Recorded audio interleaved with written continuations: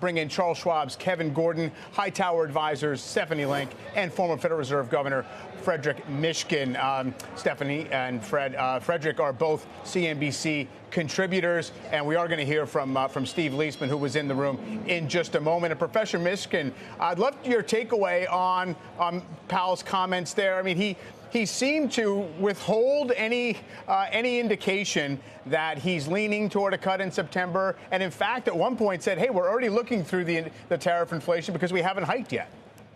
Yeah, I mean, I think his comments are measured, and I think spot on.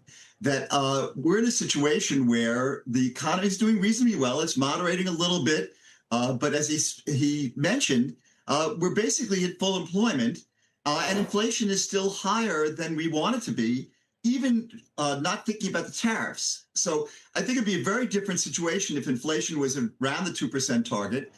Then he could look through the tariff increases in inflation, which should be temporary. But that's not where we are. So I think that he's being very, very cautious in that regard. And I think another factor that's extremely important here is the issue of Fed's credibility. He mentioned the fact that the importance of the independence of the central bank, and really Trump's attacks on the Federal Reserve are really unprecedented in sort of what I call the modern era in the last 20, 30 years. And particularly this attack on him. If you saw the walkthrough that he did with Trump, he was obviously very uncomfortable. This is basically something that other countries have done. Argentina is a classic example where, under false pretenses, they got rid of a central bank governor who would not bow to the will of the government. And this playbook is something that the Fed has to show that it's not going to participate in. What happens when Trump appoints a new Fed chair? That's a different story. But it's making it even more likely that the Fed doesn't want to take the risk of looking like it's giving in to Trump.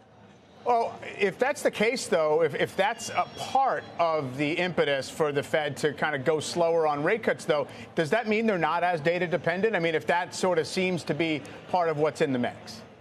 No, I think they are data dependent in the best sense of the word, which is that they're focused on what will happen to inflation over the next year to 2 years. And that's exactly what they should be doing.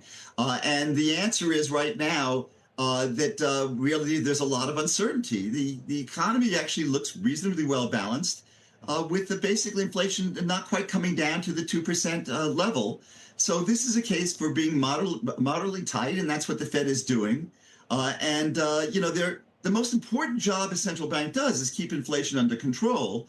And also not do anything that actually harms the economy. And I think that's the perspective that you have to think about in terms of the way the Fed is operating right now.